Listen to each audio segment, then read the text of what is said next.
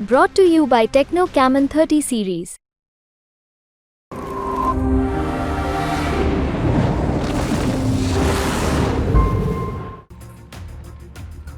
राष्ट्रीय पार्टियों का रथ रोकने वाले सिक्किम के सबसे क्रांतिकारी नेता ने एक बार फिर से साबित कर दिया है कि सिक्किम में सिर्फ उनका ही सिक्का चलने वाला है। सिक्किम में एक बार फिर से सिक्किम क्रांतिकारी मोर्चा की सत्ता में वापसी हो गई है और रुझानों के बाद से जो फैसले आए हैं उसमें साफ तौर पर सिक्किम क्रांतिकारी मोर्चा को बहुमत हासिल हुई है। सभी पार्टियों को क्लीन स्वीप करते हुए एसकेएम ने कुल 32 विधानसभा सीटों में से 31 सीटें जीत ली हैं।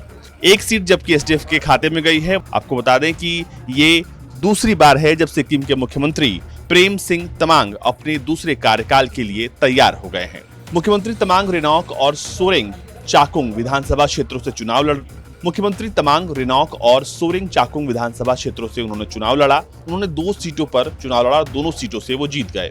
उन्हें विश्वास था कि सिक्किम के मतदाता पार्टी को एक और कार्यकाल देंगे और उनकी पत्नी कृष्णा कुमारी राय नामची सिगिथांग विधानसभा सीट से उन्होंने चुनाव लड़ा।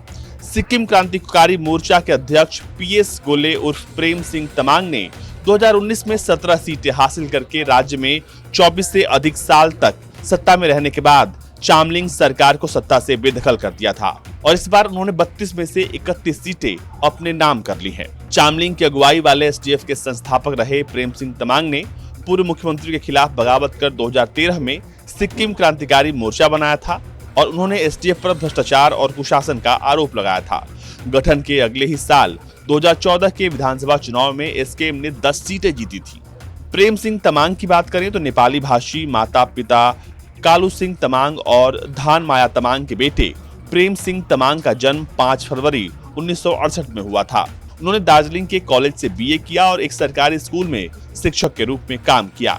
तमांग ने समाज सेवा के लिए 3 साल की सेवा के बाद सरकारी नौकरी छोड़ दी और फिर एसडीएफ में शामिल हो गए। उनकी 3 दशक की राजनीतिक यात्रा काफी उतार चढ़ाव वाली रही।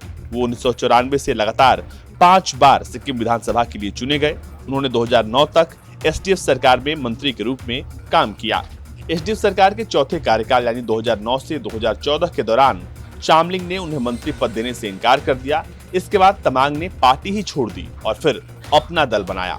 उन्होंने एसडीएफ के सभी पदों से इस्तीफा दे दिया और एसकेएम प्रमुख के रूप में अपनी जिम्मेदारी संभाली। 2016 में तमांग को 1994 से 1999 के बीच सरकारी पैसों की हेराफेरी करने के लिए दोषी ठहराया गया था और बाद में विधानसभा से उनकी सदस्यता समाप्त कर दी गई थी। प्रेम सिंह तमांग राज्य के पहले ऐसे राजनेता थे जिन्हें सजा मिलने के बाद विधानसभा से निलंबित कर दिया गया था। उन्होंने सिक्किम हाईकोर्ट में फैसले को चुनौती दी, जिसने फैसले को बरकरार रखा, जिसके कारण गोले को समर्पण करना पड़ा। 2018 में जब तमांग जेल से बाहर निकले तो उनके हजारों समर्थकों ने उनका स्वागत किया और अपने नेता के प्रति एकजुटता दिखाते हुए जुलूस निकाला और अब तमांग दूसरी बार मुख्यमंत्री बनने के लिए तैयार हैं, वो भी प्रचंड बहुमत के साथ। ब्यूरो रिपोर्ट, भारत तक।